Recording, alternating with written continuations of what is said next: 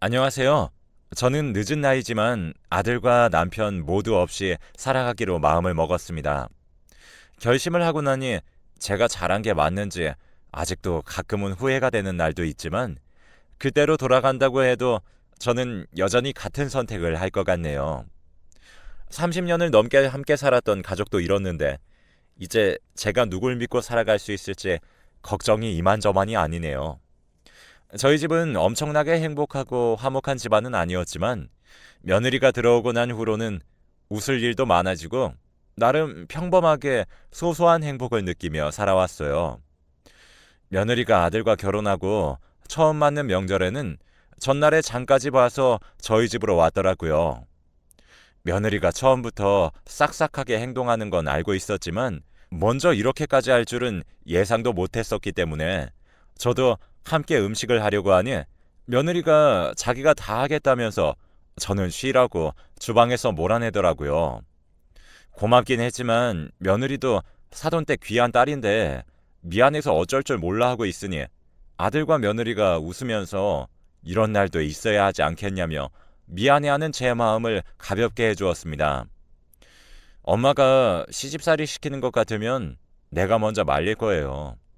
오늘은 저희가 결혼하고 처음 맞이하는 명절이니까 저희가 다 준비할게요. 엄마는 마음 놓고 쉬고 있으세요. 아들의 너스레 저도 실없이 웃음이 나서 그러겠다고 하고 거실에 앉아 TV를 보는데 덕분에 처음으로 시집 오고 나서 편한 명절을 보낸 것 같다는 생각이 들더라고요. 며느리는 힘들 텐데도 밝은 표정으로 저에게 음식을 맛봐달라고 하기도 하고 아들도 그 모습에 기분이 좋은지 하루 종일 웃음소리가 집안을 떠나지 않았습니다. 그 이후로 며느리는 집안 행사가 있을 때면 매번 먼저 나서서 힘든 일들을 도맡아 했습니다. 저는 그런 며느리가 기특하기도 하고 어디서 이런 복동이가 굴러들어온 건지 참 고맙더라고요. 늘 부침성 있게 다른 친척집 어르신들에게도 행동하다 보니 어딜 가도 아들은 색시를 잘 얻었다며 칭찬 일색이었습니다. 저도 물론 같은 생각이었어요. 그래서 아들에게 아내의 말을 잘 들으라며 신신당부를 몇 번이나 했습니다. 며느리 말을 들어서 나쁠 게 하나도 없으니 뭘 하든 간에 며느리와 상의하고 하라고 했었죠. 아들이 귀가 얇아서 어릴 적부터 주위 사람들 말에 잘 휘둘리기도 했고 학생 때는 질이 좋지 않은 아이들과 어울릴 뻔했다가 호되게 야단쳐서 겨우 정신을 차린 적도 몇 번 있었습니다. 그런 아들의 모습을 볼 때마다 저는 가슴을 쓸어내리며 학생일 때나 제 말을 듣지 나이가 들면 제 말을 들으려고 할까 걱정을 했었지만 며느리를 보고 있으니 그런 걱정이 조금 줄어들었어요. 남편은 늘 밖으로 나돌면서 집에서 살림만 하는 제가 뭘 알겠냐며 아들 때문에 제가 속이 문드러져 하소연을 해도 자식 교육은 집사람의 몫이라며 자기는 집에 신경 쓸 사람이 아니라 밖에서 큰 일을 하는 사람이라며 늘 사업을 하겠답시고 일을 벌였다가 망하기도 수차례였습니다. 제가 말려도 봤었지만 집에서 살림이 나는 사람이 뭘 알겠냐고 오히려 큰 소리만 돌아왔었죠. 그래서 아들에게 더 며느리의 말을 듣고 뭐든지 상의하라고 신신당부했습니다. 아들은 알겠다며 저에게 걱정하지 말라고 저를 안심시켜 주었어요.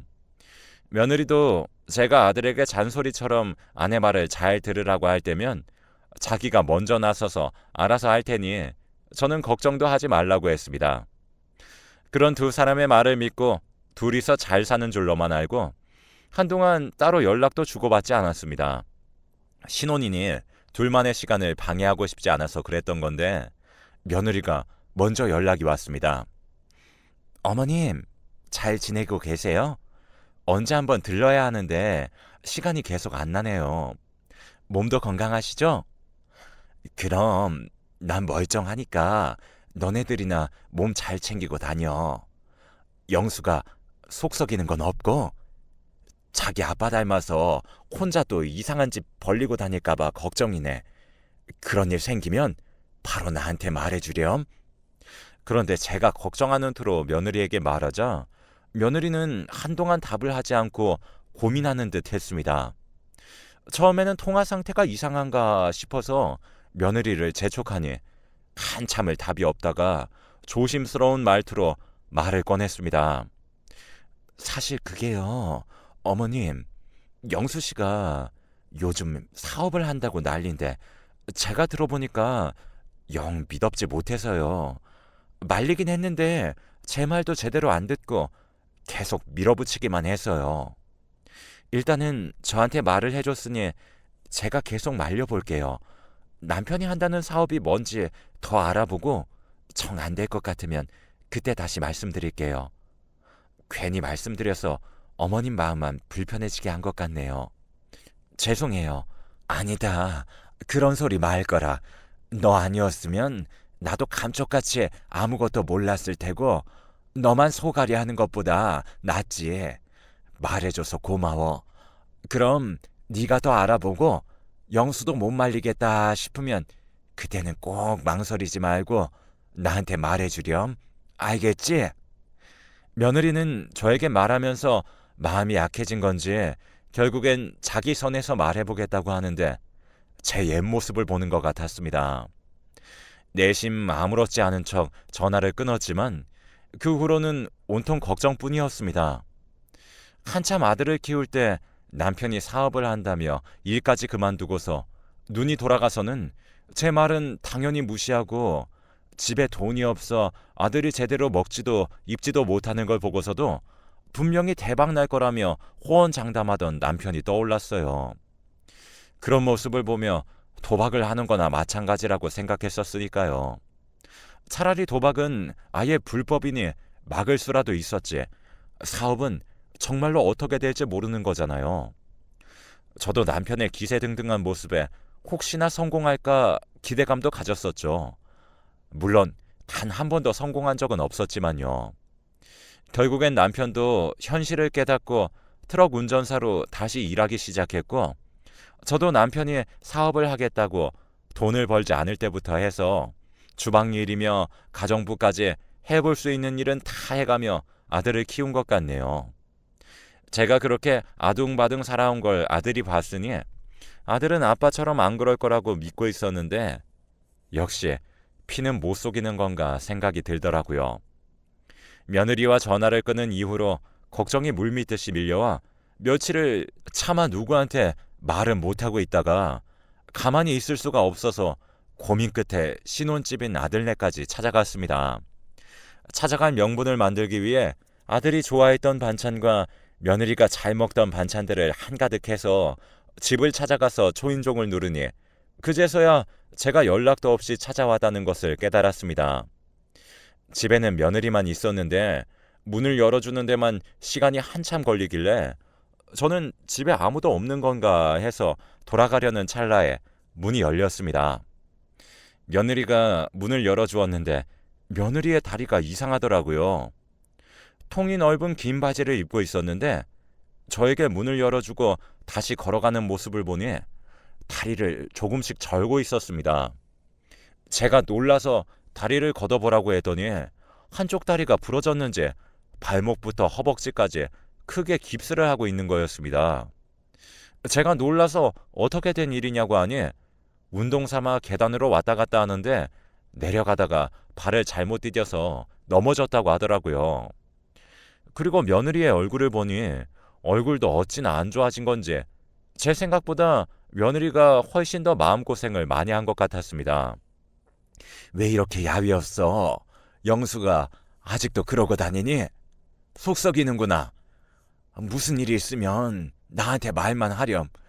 너랑 나랑 같이 말하면 그래도 듣는 척이라도 하지 않겠니? 그러자 며느리는 울먹이면서 그 이후로 하나도 나아진 게 없다면서 사실을 털어놨습니다. 아들에게 어떤 사업인지 설명해 달라고 하니 부동산 관련된 일이라며 자기가 부동산에 대해서 잘 아는 사람과 동업하는 거니 걱정하지 말라고 했다고 하더라고요. 심지어는 일주일 전에 회사에 사표까지 쓰고 왔다면서요. 동업이라는 이야기에 저는 뒤로 넘어갈 뻔했습니다. 남편도 그렇게 호언장담을 하다가 동업하기로 했던 20년 지기 친구가 돈을 들고 도망가 버리고 빚까지 남편 이름으로 남겨놔서 그 돈을 갚기 위해 저희 가족은 작은 집 전세로 이사를 간 적이 있었죠. 아들은 어렸을 적이니 자기 아빠가 어떤 사업을 했고 얼마나 집이 힘들었는지 제대로 느끼지 못했을 수도 있었다고 생각했어요. 그런데 회사까지 이미 그만둬 버렸다고 들으니 더 이상 알아서 하도록 내버려뒀다가는 자기 아빠와 똑같은 길을 밟겠다는 생각이 들어서 아들이 들어올 때까지 기다렸다가 아들에게 한 소리 하고 가야겠다고 했습니다. 그러자 며느리는 그런 저를 말리면서 그러면 자기가 그냥 일러 바친 꼴밖에 안 된다며 나중에 들어오면 그때 다시 한번 잘 말해보고 상황이 나아지지 않으면 그때는 저에게 부탁한다고 하더라고요. 며느리의 말을 듣고 보니 일리가 있는 말 같아서 며느리에게 필요한 게 있으면 꼭 말하라고 신신당부하고서 집으로 돌아왔습니다. 오랜만에 돌아온 남편과 상의해 볼 수도 없는 노릇이니 혼자 다시 답답해하면서 마음을 다스릴 수밖에 없었습니다. 그래도 그동안 봐온 며느리의 모습은 지혜로웠기 때문에 며느리가 잘 설득해 줄 거라고 아주 작은 희망을 가질 수 있었습니다. 그런데 3일이 지나고 일주일이 넘어도 며느리에게서 아무런 연락을 받지 못했습니다. 무소식이 희소식이라는 마음에 참아보려고 했지만 도저히 가만히 기다리고 있을 수가 없어서 이번엔 반찬이며 구실도 생각하지 않고 집으로 찾아갔습니다. 그런데 아들의 집에 도착해 초인종을 누르려는데 안에서 큰 소리가 들리더라고요. 자세히 보니 문도 제대로 닫혀있지 않았습니다. 당신 이제 정신 차려. 이거 봐. 여기 우리 아기도 있어. 이제 한 가정의 가장으로서 책임감을 가질 때야. 당신 자꾸 이런 식으로 행동하면 내가 어떻게 당신을 믿고 아이를 낳고 키우겠어? 그리고 그 사업이라는 거 정말 믿을 수 있는 거 맞기나 해? 제대로 알아보고 회사도 그만두고 투자금까지 쥐어준 거야? 당신이 집에서 뭘 한다고 잔소리야. 그만해. 당신이 이렇게 잘 알지도 못하면서 잔소리만 하니까 내가 집에 안 들어오는 거 아니야.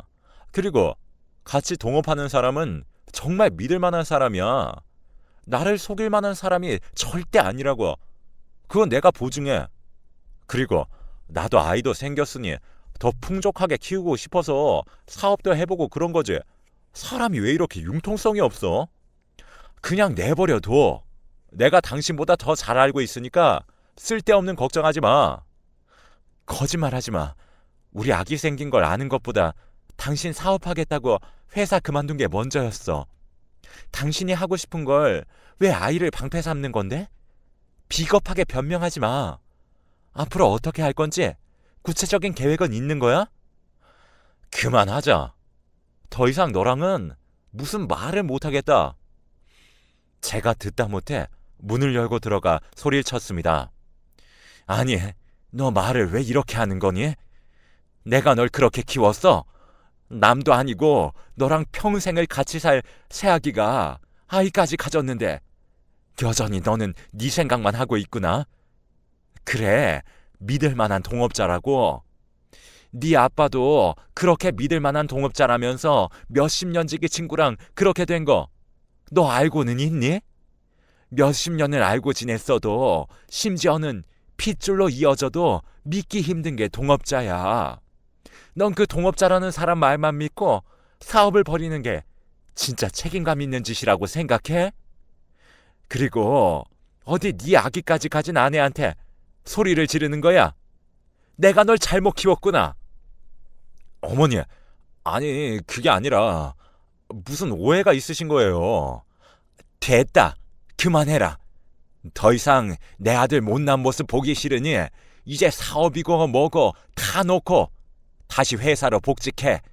그게 책임감 있고 멋있는 가장이야.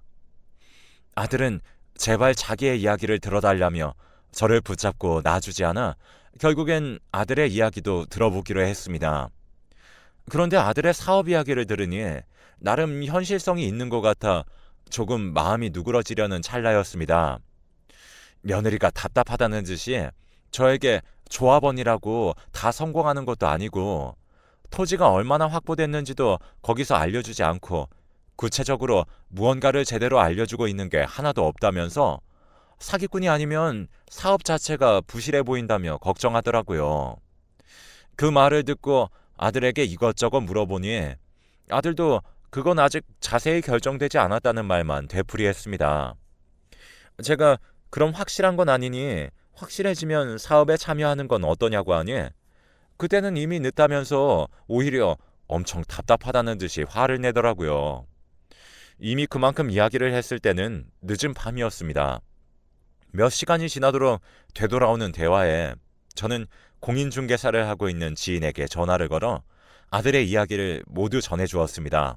그러자 제 지인도 이야기를 듣고 곰곰이 생각하더니 아무래도 그 사업으로 수익을 보려면 최소한 20년은 지나야겠다면서 아직은 너무 초기 단계라서 엎어질 확률도 너무 많고 그러다 보면 10년, 20년은 금방이라며 그 사업은 단기로는 절대 안 끝날 테니 기다릴 수 있으면 기다리라고 조언해 주더라고요. 하지만 그 이야기를 들은 아들은 끝까지 아니라며 제 지인이 잘 몰라서 저렇게 말한다고 고집을 부렸습니다. 그런 아들을 보니 가만히 놔둬봤자 며느리 말도 안 들을 것 같아서 임신한 며느리 몸조리도 돕고 아들도 감시할 겸 아들네 집으로 들어왔습니다. 아들은 제가 들어오는 걸 한삼코 거부했지만 며느리와 제가 밀어붙였어요. 다행히 제가 집에 들어와 감시하니 그래도 제 말을 듣는 척이라도 하더라고요. 아이가 6개월이 될 때까지 아들은 사고도 치지 않고 다시 회사로 복직도 했습니다. 며느리도 아이를 건강하게 낳을 준비를 했었습니다. 그 사이에 아들과 며느리도 많이 사이가 나아진 것 같아 저도 안심이 됐어요.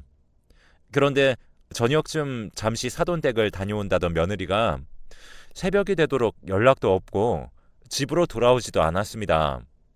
사돈댁에서 자고 오는 건가 물어보려 며느리에게 계속 문자며 전화를 해보았지만 아무런 답이 없었어요. 아들은 며느리의 행방을 알까 싶어 전화를 했는데 아들도 역시나 전화를 받지 않았습니다. 그러다 새벽 2시가 넘어서야 아들이 겨우 전화를 받았습니다. 저는 그동안 뭐 하느라 전화를 안 받았냐며 화를 내며 며느리는 사돈댁에서 자고 오는 거냐 물으니 아들은 말을 얼버무리며 그럴 것 같다고 하더라고요. 저는 그런 거면 그런 거고 아니면 아닌 거지. 이 시간까지 자고 오는지 아닌지도 모르고 있으면 어쩌냐며 닥달을 하자 그제서야 자고 온다고 들었다고 대답을 했습니다. 그 이야기에 저는 마음이 한시름 놓이며 아들에게도 얼른 집에 들어오라고 하자 아들은 오늘 밖에서 자고 간다며 걱정하지 말고 얼른 자라고 하더라고요. 저는 또 허튼 짓을 하고 다니는 건 아닌지 아들에게 잔소리를 하려다가 시간도 너무 늦고 그럴 힘도 남아있지 않아 그냥 알겠다고 하고 끊었습니다. 그런데 아들과 전화를 끊고 보니 며느리에게 메시지로 영상이 하나 도착해 있었습니다. 급하게 영상을 확인하려는데 며느리에게서 전화가 걸려왔습니다. 저는 며느리가 사돈댁에서 잠들었다가 이제서야 깨서 저에게 전화를 한 거라고 생각하고 전화를 받았습니다. 그런데 며느리가 전화를 건 곳은 누가 봐도 바깥이었습니다. 밖에서는 비가 세차게 내리고 있었는데 며느리의 목소리와 빗소리가 반씩 섞여서 들려왔습니다. 그 소리에 저는 놀라서 무슨 일이냐고 물었더니 며느리는 아주 희미하게 살려달라는 말만 반복하다가 전화가 끊겼습니다. 저는 놀라서 며느리에게 다시 걸었지만 배터리가 다 된 건지 전화기가 꺼져 있다는 안내 음성만 들려왔어요. 급하게 며느리가 보낸 영상이라도 뒤져서 며느리가 있는 곳을 파악하려고 자세히 영상을 뜯어보았습니다. 쓰레기 소각장으로 보이는 곳이었는데 멀리 희미하게 보이는 간판 속 상호명에 의존해서 검색하여 며느리가 있을 것 같은 곳으로 택시를 타고 달려나갔습니다. 그곳에 도착하여 한참을 며느리를 찾다가 구석 한켠에 쓰러져 있는 며느리를 발견했습니다. 얼마나 오래 비를 맞은 것인지 피부며 입술색이 하얗다 못해 파랗게 질려가고 있더라고요. 저는 놀라서 바로 구급차를 불러 병원으로 며느리를 옮겼습니다. 구급차에서 보니 며느리는 온몸 여기저기에 긁힌 상처들이 많았습니다. 며느리의 손을 잡고 기도하려는데 손에 카메라가 쥐어져 있었습니다. 의식도 희미한 며느리는 얼마나 힘을 주고 있었는지 카메라를 빼내는데 한참을 애먹었습니다. 뭐가 담겨 있길래 이렇게 정신도 제대로 못 차리는 와중에 손에 꼭 쥐고 있었는지 카메라에 담긴 앨범을 찾아보았습니다. 그런데 카메라 속에는 믿을 수 없는 영상들이 담겨 있었습니다. 그 영상을 보고 온몸에 소름이 돋았어요. 그 영상 속에는 아들과 제 남편이 담겨 있었습니다.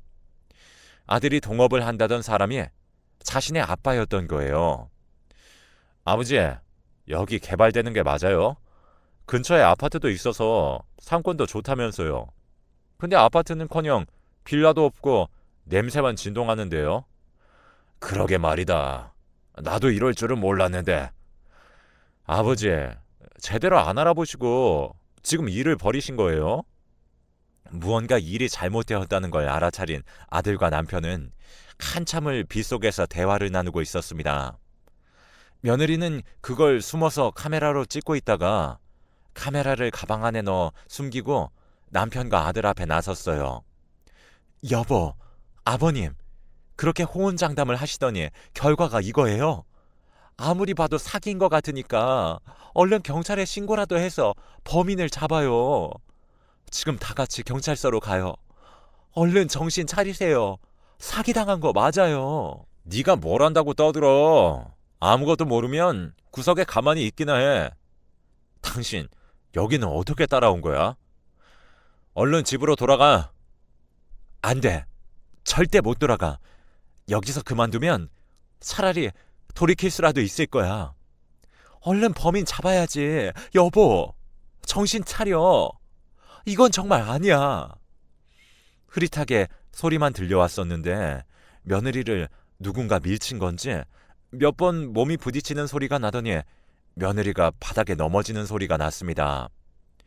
그런데 크게 넘어져 며느리가 잠시 의식을 잃는 듯하자 아들과 남편은 겁이 났는지 어떻게 해야 하는지 의논하는 소리가 희미하게 들렸습니다. 며느리가 살려달라고 희미하게 말했지만 결국 아들과 남편은 며느리를 두고 그 자리에서 벗어났습니다. 며느리는 그 장면이라도 제대로 찍기 위해 가방에 넣은 카메라를 꺼내 자기를 버리고 도망치는 두 사람의 뒷모습을 찍었고 바로 그 영상을 겨우 저에게 전송한 것이었습니다. 며느리에게 제가 죄인이 된 것 같은 마음으로 병원에 도착하니 다행히 저체온증 말고는 크게 다친 곳도 없었고 뱃속의 아기도 무사했습니다. 며느리를 입원시키고 일단 필요한 것들을 챙기기 위해 집에 잠시 다녀왔습니다. 집에서 며느리 짐을 챙기고 있는데 오늘 안 들어온다던 아들이 비밀번호를 치고 집으로 들어왔습니다. 그것도 제 남편과 함께요. 그 모습에 애써 표정 관리를 하며 잠시 친구가 병원에 입원했다고 해서 급하게 병문안을 가야겠다고 하고 빠져나오려고 했습니다. 그런데 아들이 눈치를 챈 건지 제 뒤통수에다 대고 오싹하게 말하더라고요. 이 시간에 병문안을 가는 걸 어떻게 믿어요? 신발에 진흙이 많이 묻으셨네요. 다 알고 계시는 거죠? 그 여자 살아있어요? 그 말을 듣자 더 이상 제 아들이 아닌 그저 하나의 악마처럼 보이더라고요. 저는 말로 설명할 수 없는 실망감과 두려움에 처음으로 아들의 얼굴에 손을 올렸고 저를 붙잡으려는 아들을 밀치고 그 길로 경찰서로 향했습니다. 그때 정말 깊게 생각도 하지 않고 곧장 경찰서에 신고했어요. 그리고 제가 알게 된 사건과 영상을 보여주었고 남편과 아들은 체포되었습니다. 그 이후로 재판을 통해 아들과 남편은 징역형을 받게 되었고 아들은 어떻게 자기보다 며느리를 더 생각할 수 있냐며 저를 원망했지만 그 모습을 보고 오히려 더 마음을 비울 수 있었습니다. 사돈댁은 뒤늦게 사건을 알고 엄청나게 충격을 받으셨고 저는 고개를 들지 못하고 죄송하다는 말밖에 할 수 없었습니다. 그래도 며느리가 먼저 자기가 살아있는 건 제 덕분이라며 오히려 저에게 감사하다는 말을 하자 이렇게 착하고 심성이 고운 사람에게 남편과 아들이 대체 무슨 짓을 벌인 건지 용서할 수가 없었습니다. 그 이후로 며느리와 아들은 당연히 이혼 절차를 밟았고, 이번만큼은 아들은 고개를 들 자격도 없다며 크게 꾸짖고, 며느리가 원하는 대로 모든 정신적 치료비와 양육비, 그리고 위자료를 주기로 약속했습니다. 그리고 저도 남편과는 더 이상 얼굴을 볼 자신이 없어 이혼을 했어요. 결국에 아들이 그렇게 된 것도 남편이 아들을 꼬여내어 그런 거니까요. 재벌은 남 못 준다지만 아들까지 무책임하게 일에 끌어들이고, 멀쩡했던 아들의 가정까지 파탄을 내버리고서도 자기가 무슨 잘못을 했냐며 뻔뻔하게 나오는 모습을 보니 싫다 못해 오히려 불쌍해지더라고요. 어쩜 그렇게 자기 생각에만 사로잡혀서 잘못도 인정하려 들지 않고 자기 생각만 내세우는 모습을 보니 더 이상 말조차 섞고 싶지 않았습니다. 그 이후 혼자 살면서 가끔씩 며느리가 찾아와 손주를 보는 것을 낙으로 살고 있네요. 이제는 며느리가 아니지만 새로운 딸을 들였다 생각하고 있습니다. 여러분들도 힘든 일 모두 잘 버텨내시길 바라겠습니다. 감사합니다.